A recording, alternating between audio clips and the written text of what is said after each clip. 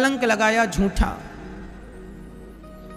भगवान को झूठा कलंक 17 जितने लगाया कि भगवान ने, कृष्ण ने हमारी मणि चुरा ली, छीन ली।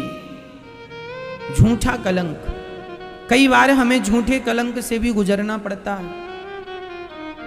प्रिय भक्तों, एक बार भगवान ने गणेश चतुर्थी की चंद्रमा को देखा था, जिसके कारण भगवान को कलंक लगा।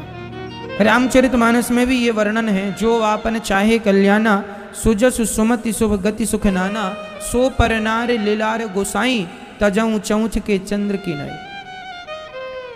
हमारे शास्त्रों में गणेश चतुर्थी की चंद्रमा को नहीं देखने का विधान है। अब सवाल खड़ा हुआ, क्यों नहीं देखना? क्योंकि एक बार गणेश जी ने चंद्रमा को श्राप दे दिया था। गणेश चतुर्थी के दिन चंद्रमा देखकर गणेश जी को हंस रहे थे। गणेश जी की सूंड बड़ी है ना, पेट बड़ा है, तो उनके शरीर को देखकर वो गिर गए। गणेश जी चूहे पर जा रहे थे, जरा गिर गए तो खूब हंसी उड़ाई और खूब हंसा। चंद्रमा हंसे, गणेश जी ने श्राप दे दिया, जाओ कलंकित हो जाओ, कोई भी तुम्हें देखेगा कलंकित हो जाएगा। बाद में क्षमा मांगी तो गणेश जी ने कहा, गणेश चतुर्थी के दिन जो देखेगा उसे झूठा कलंक लगेगा।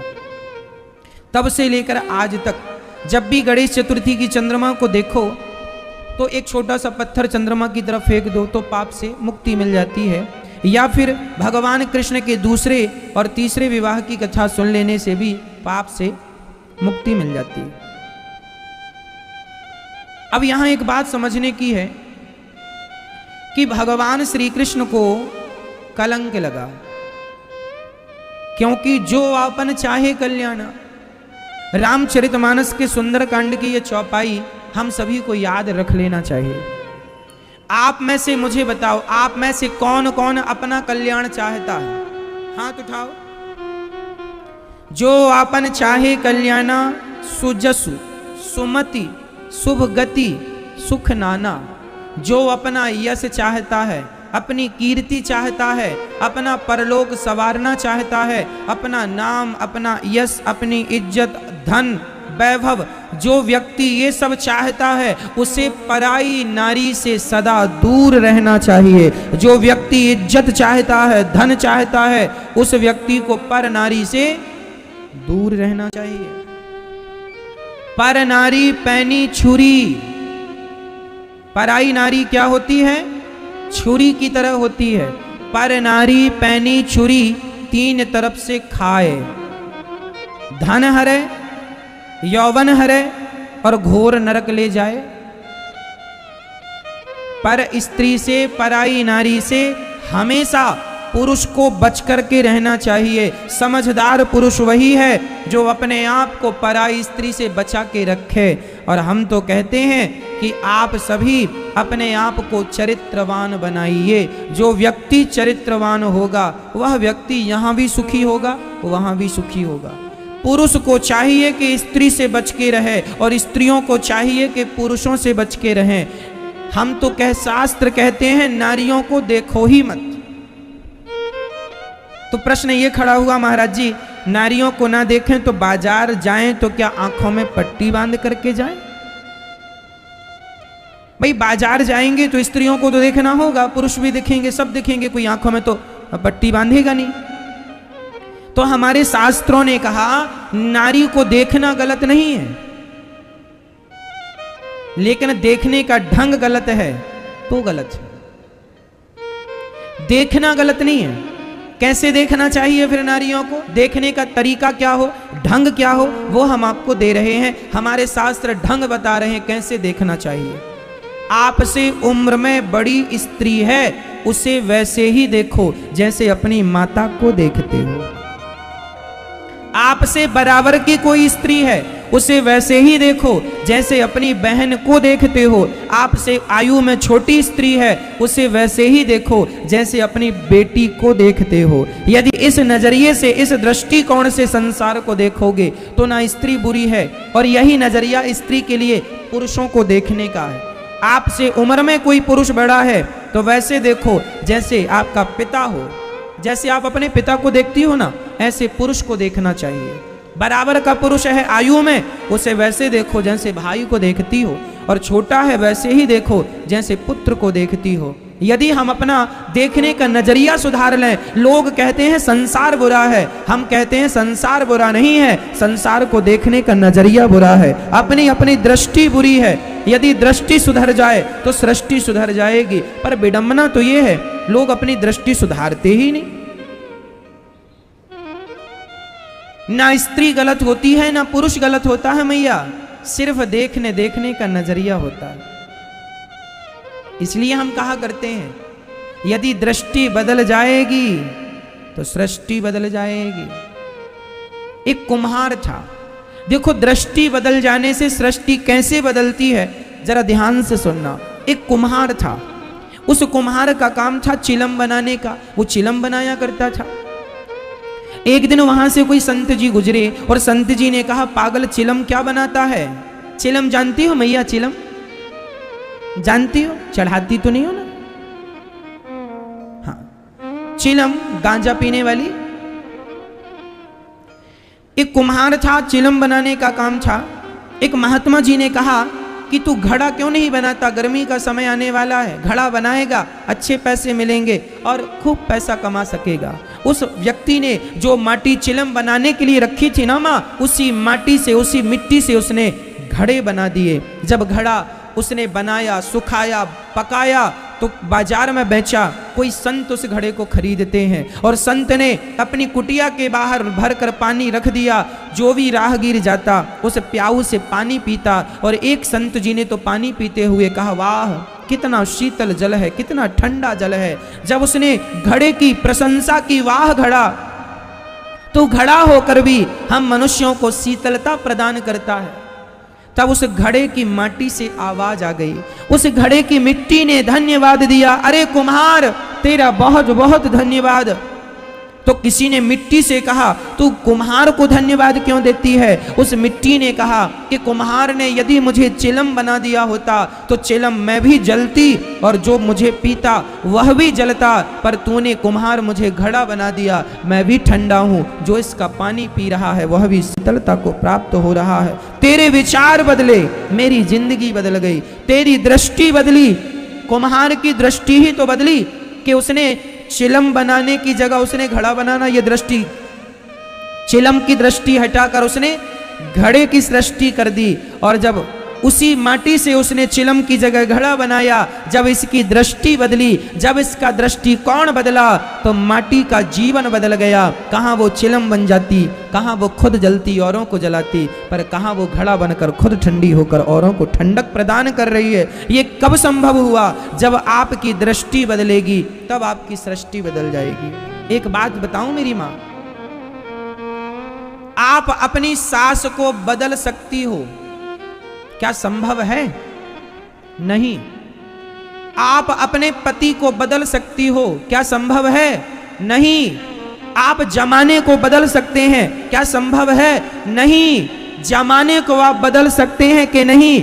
सास को बदल सकते हैं कि नहीं?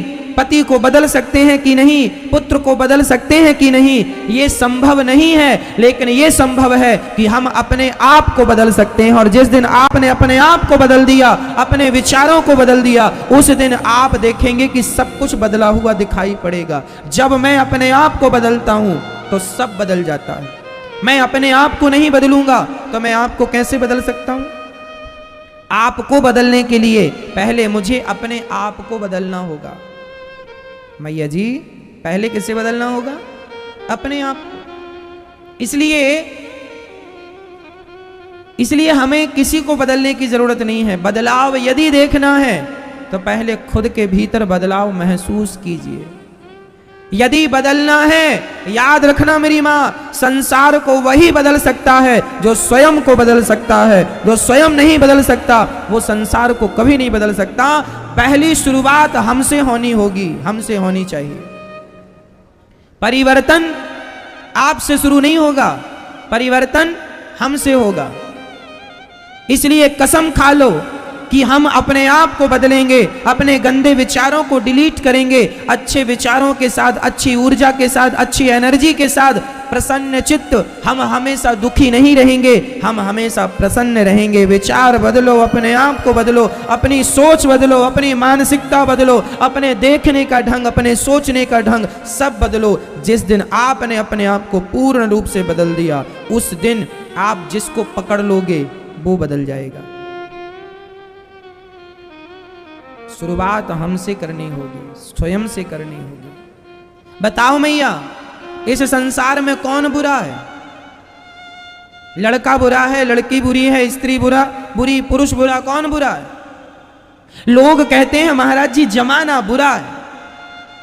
तो जरा पूछो इन लोगों से कि जमाना यदि बुरा है तो ये बताओ कि जमाने से तुम हो या तुमसे जमाना है?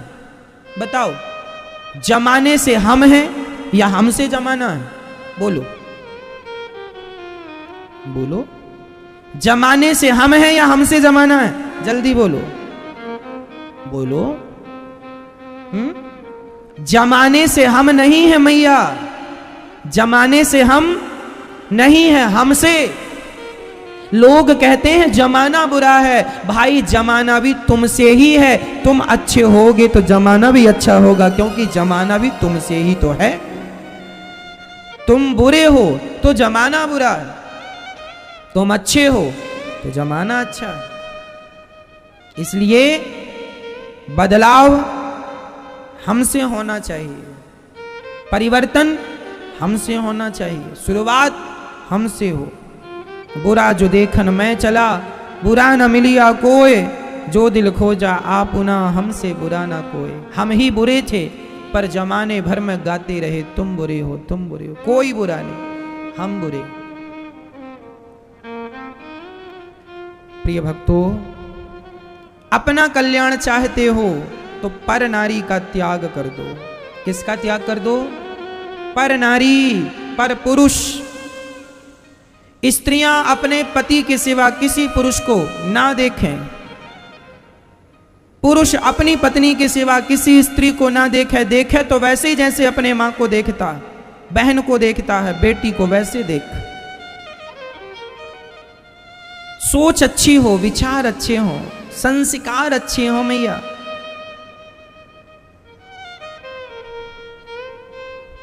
आज का व्यक्ति वासनाओं से बहुत पीड़ित है, बहुत परेशान है।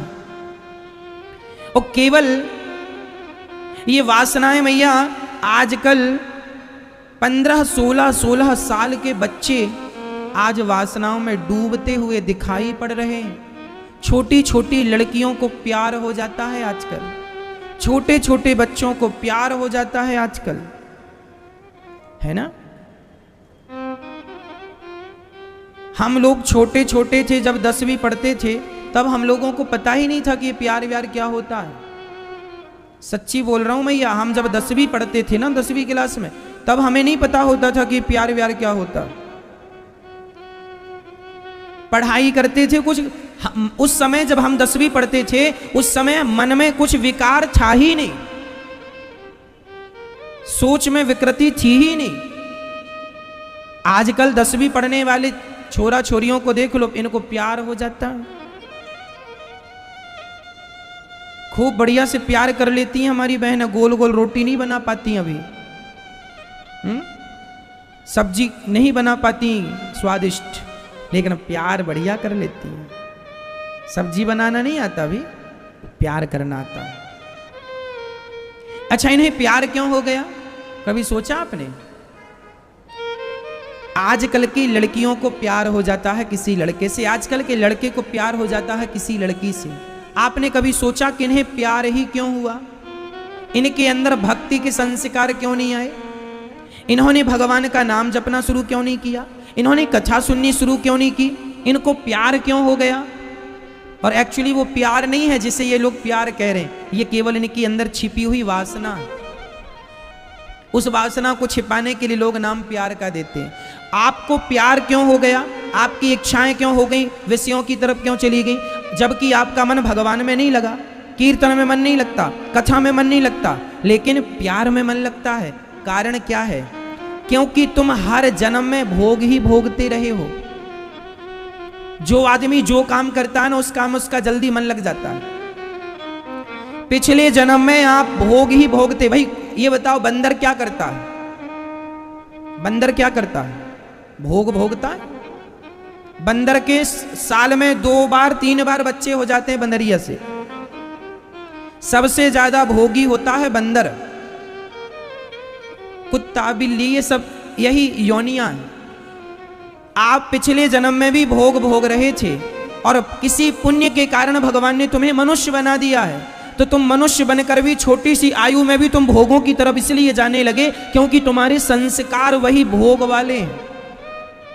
यदि तुम्हारा मन कथा कीर्तन में लग जाता तो पता चल जाता कि तुम पिछले जन्म में कोई सत्संगी थे, इसलिए जन्म में बाल्यकाल से ही तुम्हारा मन भगवान में लगा पड़ा है। यदि तुम्हारा मन बचपन से भगवान में लगा है तो समझ लेना कि ये तुम्हारे पिछले जन्म के संस्कार हैं। संस्कार 2 प्रकार के होते हैं, अच्छे संस्कार, बुरे संस्कार, सत संस्कार, असत संस्कार। मैं सामान्य भाषा में कहूं, अच्छे संस्कार और बुरे संस्कार। यदि आप पिछले जन्म में गलत काम करते थे तो इस जन्म में भी आप पैदा होते ही होश संभालते ही गलत ही करोगे।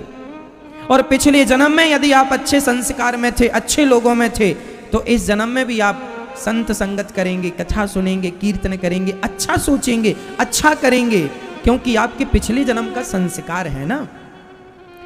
ये जो साधु संत मरते हैं ना मैया, भोगी आदमी भोग भोगता भोगता मरेगा तो आप पैदा होते ही अगले जन्म में होश संभालते ही भोगी बन जाएंगे। और यदि कोई साधु संत भगवान का नाम लेता लेता मर जाएगा तो वो होश संभालते ही बहुत बड़ा साधु और संत बन जाएगा, बहुत बड़ा भक्त बन जाएगा, भगवान को पाने के लिए बढ़ेगा। अब आप देख लो कि आपके संस्कार क्या है। इस जन्म में जो आपके संस्कार हैं वही चीज आपके पिछले जन्म में थी। भोगी भोगी ही बनेगा और योगी योगी ही बनेगा। इसलिए बच्चों को कहो कि कथा सुना करें।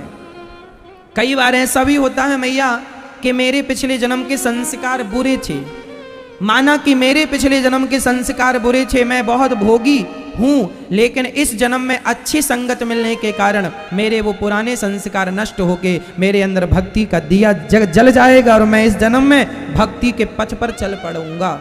और इस जन्म में चल पड़ा तो फिर मेरे आगे के सभी जन्म सफल हो जाएंगे। और अभी भी भक्ति का दिया नहीं जला, अभी भी मेरे अंदर ज्ञान का दिया नहीं जला, तो फिर अब जलने की संभावना नहीं है, क्योंकि इसके बाद तो फिर 84 का चक्र आएगा, फिर नाली का कीड़ा बनो, फिर कुत्ता बिल्ली बनो, फिर वही भोग योनियां तुम्हें मिले। ये जो तुम भोग भोग रहे हो ये केवल मनुष्य के शरीर में नहीं मिलता मैया, हर योनि में भोग मिलता है।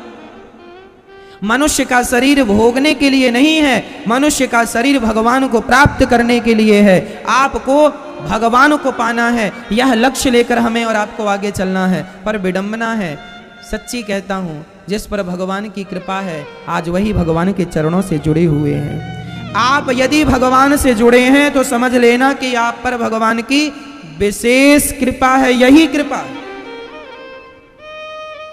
नहीं तो आज भी लोग उल्टे सीधे काम कर रहे हैं। इसलिए मेरी मां, कह दो अपनी बेटियों को, कह दो अपने बेटों को, गलत रास्ते पर ना चला करें। गलत रास्ते पर चलने का परिणाम गलत है, आज ना सही कल उन्हें भोगना पड़ेगा और वह रास्ता सीधा नरक लेकर के जाएगा। कबीरदास जी लिखे हैं, जरा सुनिएगा। कामी, कामी, क्रोधी, लालची, इनसो भक्ति न होए, भक्ति करे कोई सूरमा, जाति वर्ण कुल खोए। कामी, क्रोधी, लालची।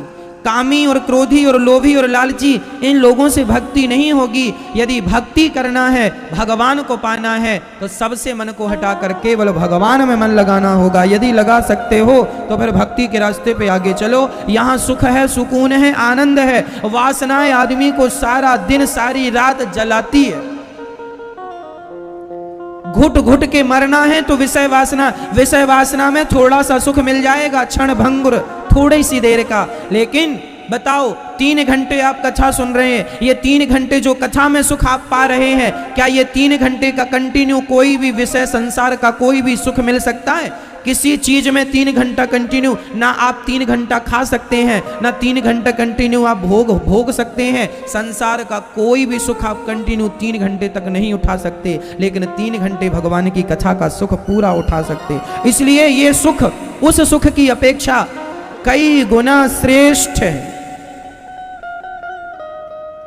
कई गुना, करोड़ों गुना श्रेष्ठ है। लेकिन क्या करें, ये विषयों की खुजली ऐसी उठती है, मानता नहीं है व्यक्ति, फिर चला जाता है। इसलिए कहता हूं मन को समझाओ और मन को पूर्ण रूप से भगवान में समर्पित कर दो। जब समर्पण हो जाएगा, एक बात बताऊं भैया,